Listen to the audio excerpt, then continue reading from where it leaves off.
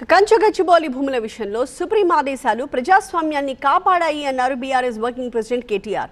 భూముల కోసం పోరాడిన విద్యార్థులు, ప్రజా సంఘాలను అభినందిస్తున్నాము అన్నారు.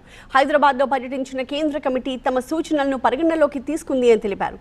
సుప్రీంకోర్టు వ్యాఖ్యలతో అధికారంలో ఉన్న వారి అహంకారం తగ్గాల్సిందేనని చెప్పారు. ఆత్మాభిమానం ఉంటే సీఎం రాజీనామా చేయాలన్నారు. రేవంత్ రెడ్డిని కేంద్ర ప్రభుత్వం కాపాడుతోంది అని ఆరోపించారు కేటీఆర్. నిన్నటి సుప్రీంకోర్టు యొక్క డైరెక్షన్, ఆ 100 ఎకరాలు ఎప్పుడు రిస్టోర్ చేస్తారు, ఎక్కడైతే మీరు చెట్లు కొట్టేసి ఆ పర్యావరణాన్ని అతలాకుతలం చేసినారో ఎప్పుడు మళ్ళీ తిరిగి పునరుద్ధరిస్తారు, ఎట్లా పునరుద్ధరిస్తారు అనే స్పష్టమైన ఒక రోడ్ మ్యాప్తో రండి. లేకపోతే అక్కడనే అదే స్థలంలో ఒక తాత్కాలిక కారాగారం ఏర్పాటు చేసి, తాత్కాలిక జైలు ఏర్పాటు చేసి మీ అధికారులు. ఏ రాజు, ఎవరా అమ్మాయి?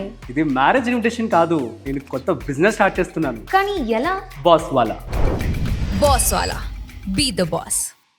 జైలుకు పంపుతాం అనే మాట సుప్రీంకోర్టు చెప్పింది అంటే, నిజానికి ఇంకో ముఖ్యమంత్రి అయితే కొంత ఆత్మాభిమానం, కొంత పౌరుషం, కొంత సిగ్గు ఇవన్నీ ఉన్న ముఖ్యమంత్రి అయితే ఈ పాటికి రాజీనామా చేసి పోవాలి.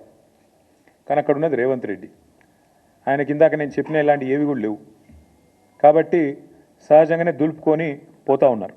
కానీ నిన్న సుప్రీంకోర్టు డైరెక్షన్ ఏదైతే ఉందో, ఇది 100 ఎకరాలు వెంటనే పునరుద్ధరించాలనేది, ఇది విద్యార్థుల విజయం, ఇది హైదరాబాద్ సెంట్రల్ యూనివర్సిటీ యొక్క ప్రొఫెసర్ల విజయం.